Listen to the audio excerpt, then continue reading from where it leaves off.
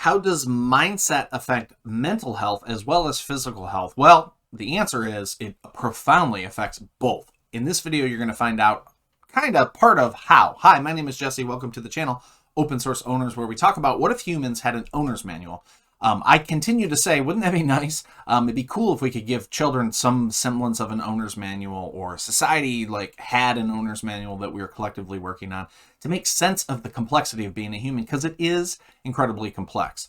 However, when we get right down to it, there are only a few things that we really need to make sure that we're taking care of, and one of those is mindset. So, in the field of science, there is a branch of science called Psychoneuro immunology, and that word is insanely long, but it just means psycho, the aspect of brain and mind and thoughts, neuro, so your neurotransmission system, your neurotransmitters, your neurological system, and immunology, your health, your functional defense systems, etc., right? So psychoneuroimmunology is the study of how thoughts affect your physical body. That's pretty much it. And it's a pretty robust field from what I understand. This field highlights exactly how important the types of thoughts that we have are to our immune health. It's not the only thing. Obviously, there are things like toxins in the world, and we can get sick from other types of things like injuries, etc.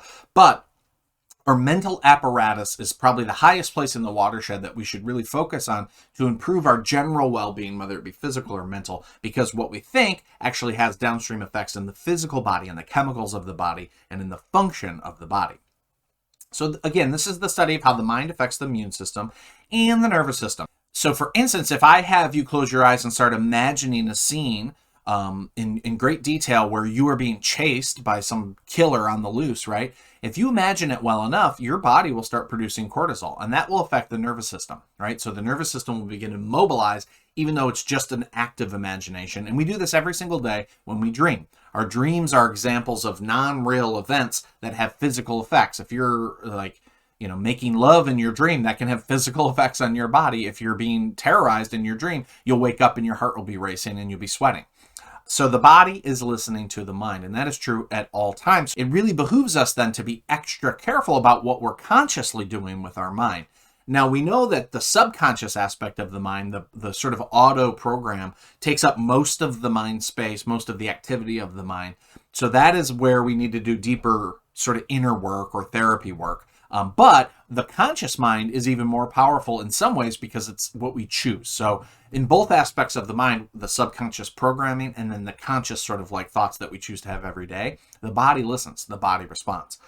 What you think repeatedly is responded to through changes in chemical signals.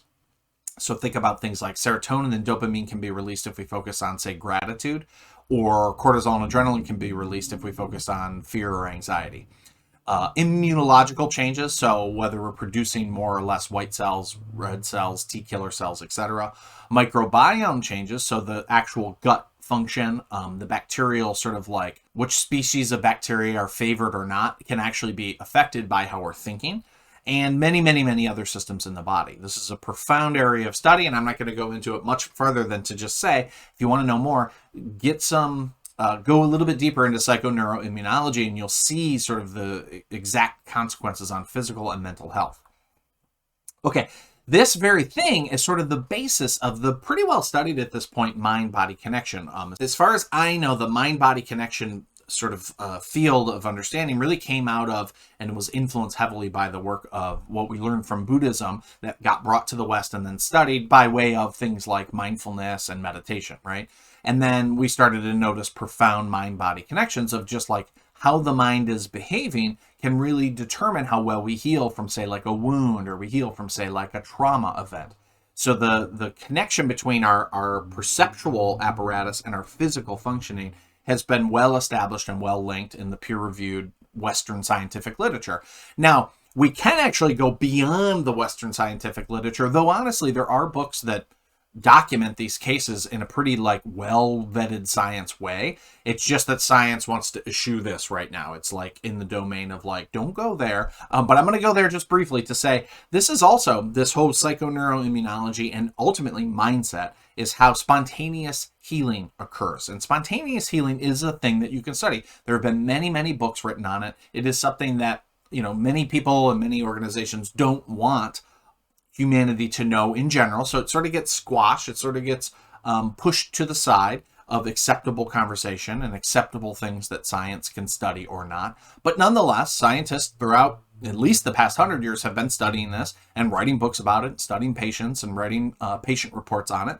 We know that this can happen, not for everybody, not at all times, of course, but we know that spontaneous healings and things like cancer.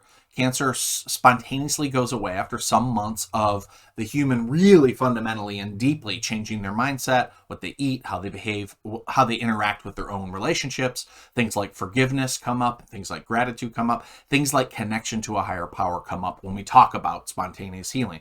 There are actually some maps to this. And again, it does not work for every individual, right? But it can work for some.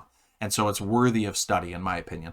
Spinal injuries, Dr. Joe Dispenza is who I'm thinking about here particularly, but also other incurable diseases, right? So that's profoundly, it's like an innate wisdom of the body to heal and make whole of itself through the mind-body connection. You can't do that without having the mental apparatus aiding and really directing the attention of spirit or God or, just the wisdom of the body.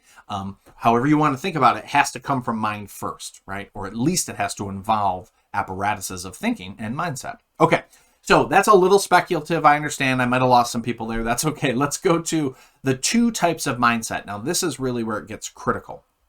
So there are really two types of mindset, and I'm taking this from Carol Dweck's work and her fantastic book just called Mindset. Obviously, we can delineate other types of mindsets that are sort of variations of this, but essentially there are a fixed mindset and there is a growth mindset. And, punchline, you want the growth mindset. If you don't happen to have that, you can develop that. That's an aspect that you can work on and really develop pretty quickly. So the fixed perspective or the fixed mindset is a mental perspective that asserts that the past predicts the future. So if you've always been poor, you'll think, I'll always be poor. If you've always had terrible times in relationships, you'll think, I'll always have bad relationships. If you are never respected, you'll think, I'll never get respect. It's like how it was determines how it will be.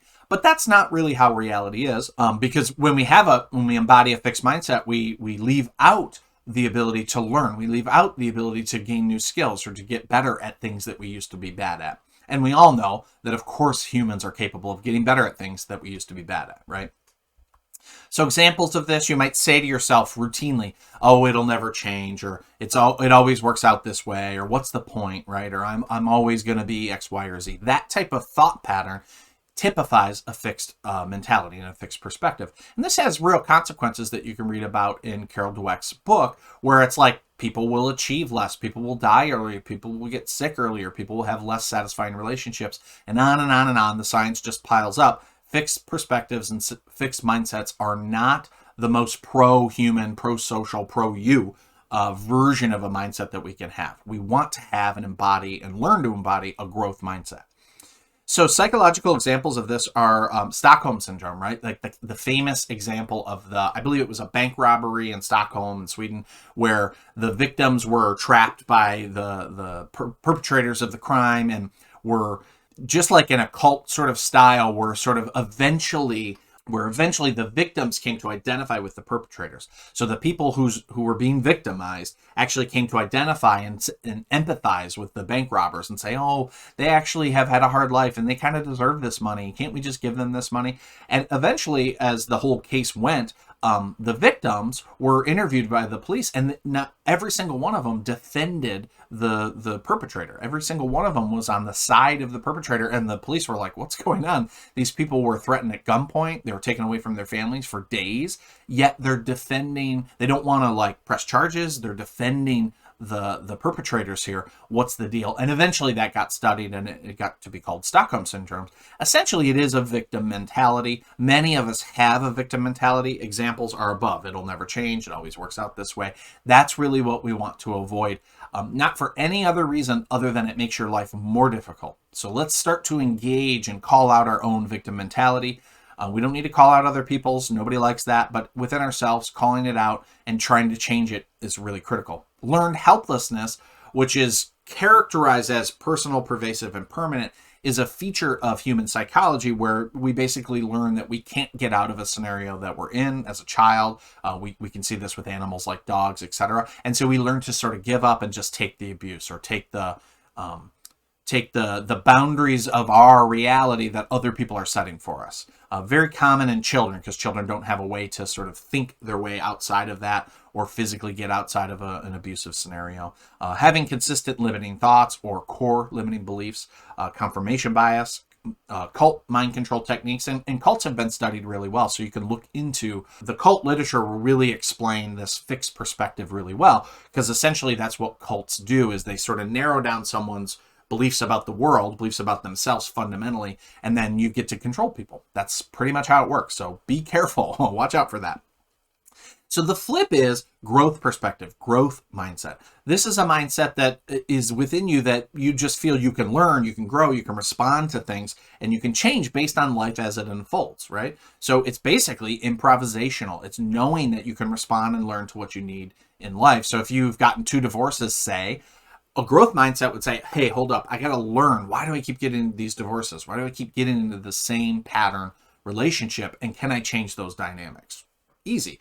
If you recognize that you have addictions, a growth mindset is what's going on at a deeper level, at a sort of core level that's driving this. What is the core wound, and can I change that? Can I get therapy, etc., right? So psychological examples of this are the hero's journey. So that's a very common sort of metaphorical and symbolic way that we can understand an aspect of being human. And you see the hero's journey in a lot of Disney movies and Lord of the Rings and, like, you know, big epics and stuff, where the individual, you know, something happens and the individual's life sort of falls apart. Star Wars is another example of this. And they have to go through many trials and errors, and many points they think they're not going to be able to make it. And then eventually they come out sort of a reborn version of themselves. That's sort of the hero's journey in a nutshell. Of course, you can get help with this. It's not like you have to do it on your own, but it's the idea of, like, something happens that you didn't like, maybe a death or a loss, or you're broken up with or something. And it's hard, and you go through sort of a dark night of the soul period. But then because you are able to learn, because you're a human, you come out of that a better, more resilient, more anti-fragile version of yourself.